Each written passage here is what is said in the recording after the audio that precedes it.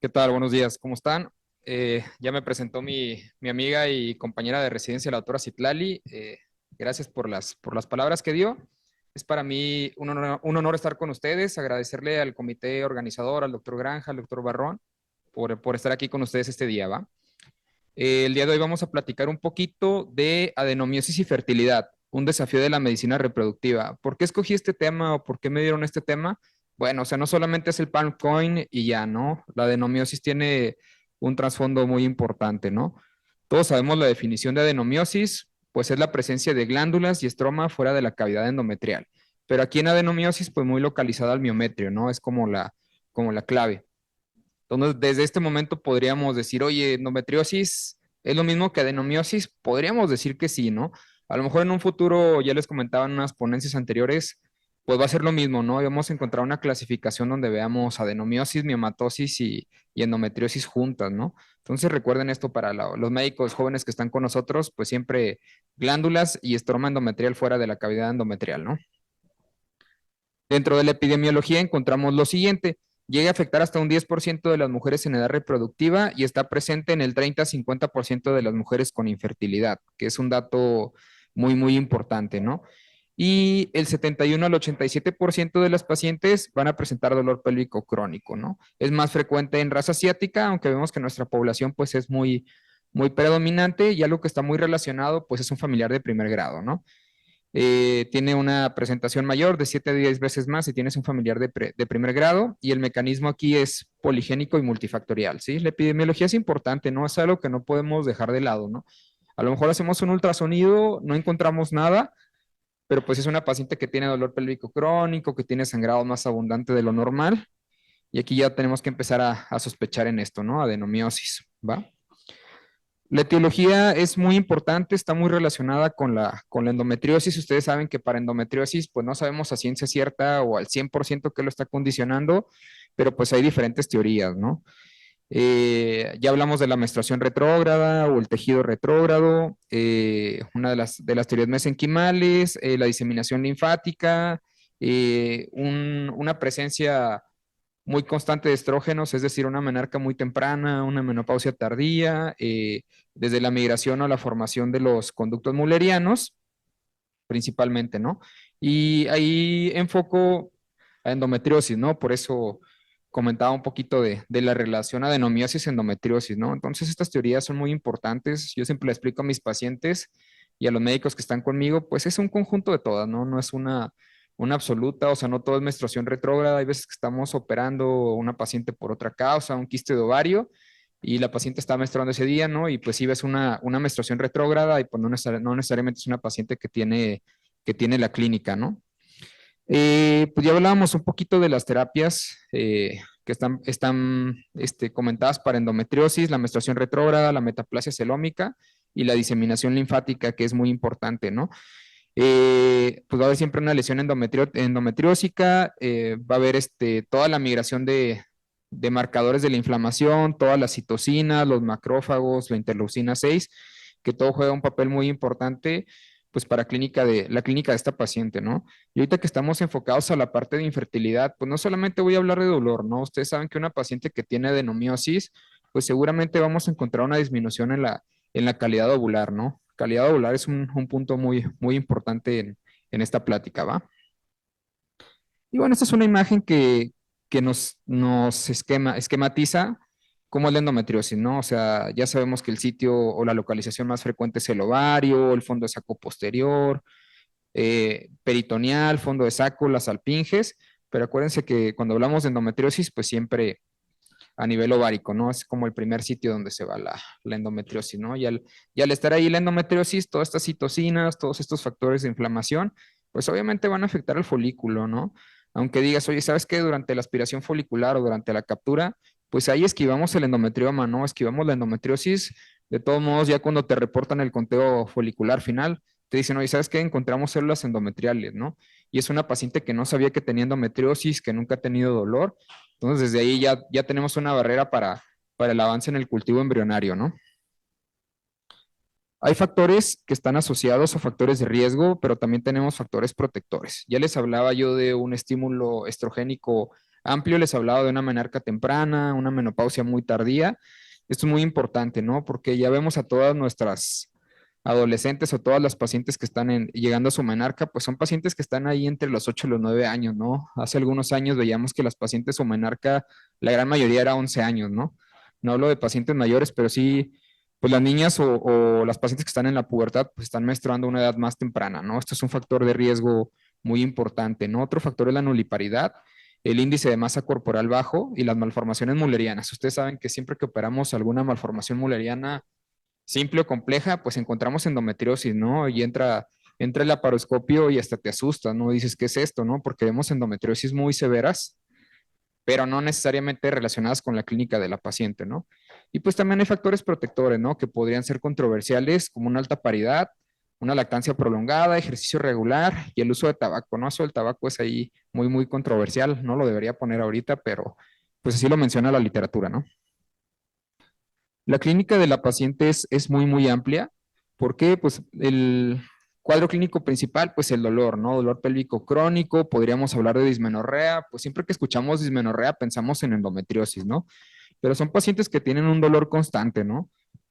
Otra clínica, pues está la dispareunia, también disquesia, los nódulos en el ligamento uterosacro, las masas anexiales, pacientes que tienen estreñimiento, constipación, diarrea, disuria y hematuria. Es un cuadro clínico que es demasiado amplio, ¿no? A algunos médicos jóvenes me podrían decir, oye, en un examen, si me preguntan qué contesto, ¿no? Pues todas las pacientes ginecológicas tienen esto, ¿no?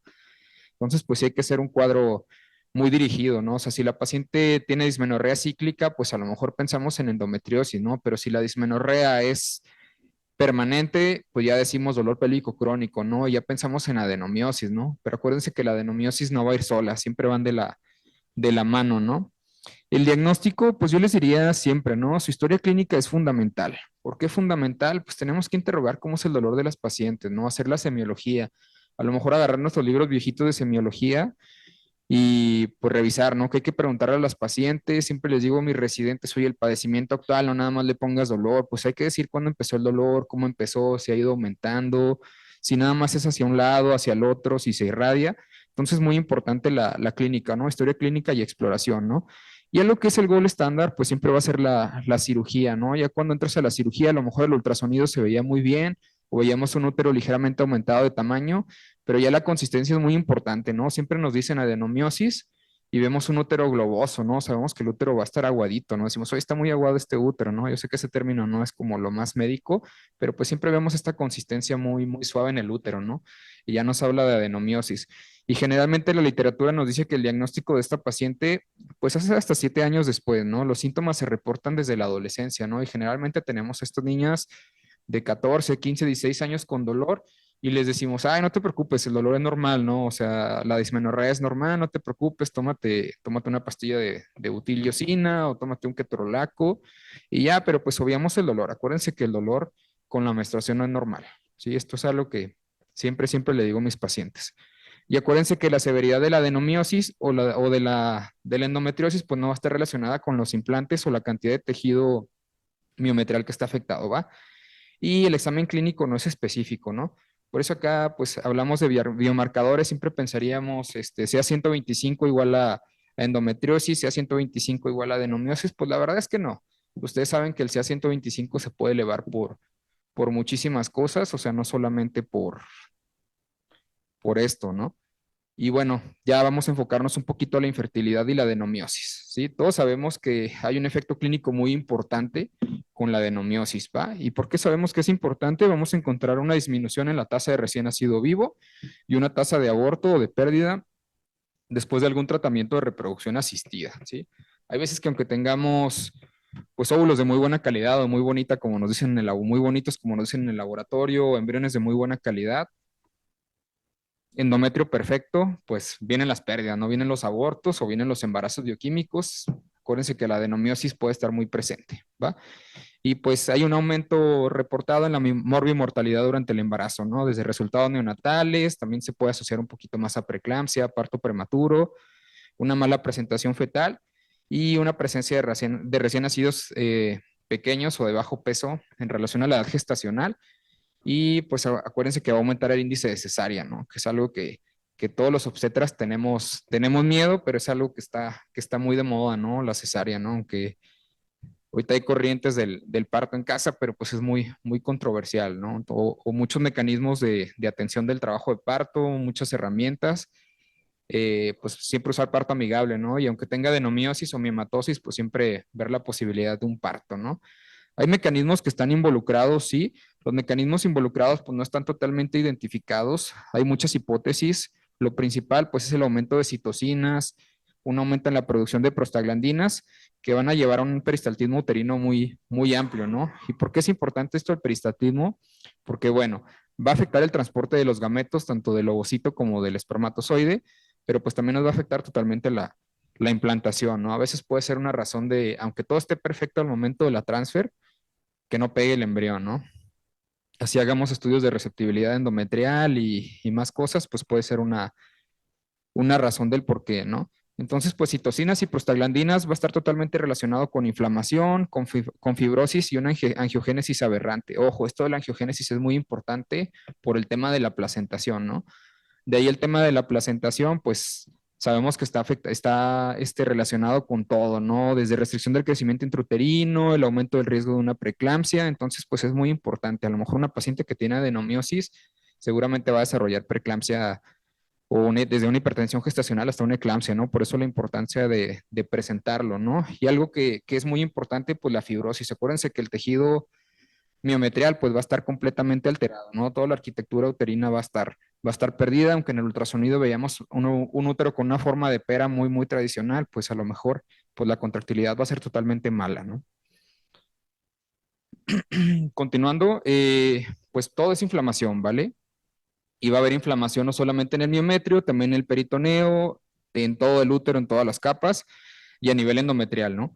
Va a haber una inflamación muy importante, la modulación inmune por las citocinas, las interleucinas, pues va a estar ahí presente, algo que va a afectar no solamente la implantación, sino también la calidad ovular, que es el estrés oxidativo, que más adelante va a haber pláticas que confirman esto, la angiogénesis aberrante, cambios genéticos o en la epigenética y una remodelación de la matriz extracelular, ¿no? Todo esto va a afectar a los ovocitos, calidad ovular, receptibilidad uterina, implantación y un mantenimiento adecuado del embarazo, ¿no? Y un nacimiento también complejo, ¿no? Y ya pues mecanismo de la adenomiosis, pues muy relacionado con la endometriosis, ¿no? Es un resumen de lo que platicábamos, ¿no? Va a haber alteración en el transporte de los gametos, alteración en el transporte del embrión, o sea, no solamente o sea, que esté relacionado con un embarazo ectópico, por ejemplo, podríamos pensar en transporte de gametos y transporte de embrión, pero pues sí puede ser una de las razones en las que perdemos la ventana de implantación, ¿no? Una alteración en la placentación y ya por último, pues nacimiento, ¿no? Generalmente son nacimientos que van a venir de cesárea, ¿no? Entonces, pues aquí en este esquema hablamos de una infertilidad en endometriosis y una infertilidad en adenomiosis. Acuérdense que la endometriosis nos puede dar desde adherencias, alteración en todo el hueco pélvico, un reclutamiento de células de la inmunidad, inflamación pélvica, fibrosis ovárica y peritoneal, ¿no? Que también afecta el transporte de los gametos y la calidad ovular, ¿sí? Y en cuanto a infertilidad y adenomiosis, pues también hablamos de una peristalsis aumentada, una fibrosis uterina por todo el miometrio que está afectado, una contractilidad uterina normal, función endotelial normal y una placentación también anormal, que es lo que hemos estado mencionando. Es muy repetitivo, pero es porque es así, ¿no? Entonces, algo que es muy importante en la placentación, pues el aumento en el estrés oxidativo, pues conduce a una disfunción endotelial. Acuérdense que todo también en cuanto a placentación es endotelio, en cuanto a preeclampsia también hablamos de endotelio y aquí esta justificación de por qué pensamos esto, ¿no? Vamos a encontrar cambios en las arterias espirales, una mayor impedancia de flujo en las arterias uterinas, por eso los maternos a lo mejor en el ultrasonido del primer trimestre, pues nos dan ahí un riesgo aumentado de preeclampsia o de parto pretérmino, un aumento del entorno inflamatorio que puede alterar la desidualización y una invasión anormal de la zona de la unión trofoblástica durante el embarazo, ¿va? Entonces ya para finalizar, hablamos que hay una reducción muy importante del 31 al 43% en la reducción de pacientes con infertilidad con adenomiosis y un aumento en la tasa de abortos espontáneos, ¿sí? Y una reducción del 55% en la tasa de recién nacido vivo, ¿no? Esto tomado de este artículo, ahí se los dejo, es de Fertility and Sterility, la verdad es que es muy buena, ¿no? Y ya casi para finalizar, pues hablamos de tratamiento, pues tenemos el mismo tratamiento que es para todo, ¿no? Para sangrado uterino normal, para miomatosis, adenomiosis, endometriosis, pólipos, ¿no? A lo mejor hablaremos de AINES, hormonales combinados, solo progestina, acetato dulipristal, análogos de la GnRH, y ahí pongo unos signos de interrogación. ¿Por qué?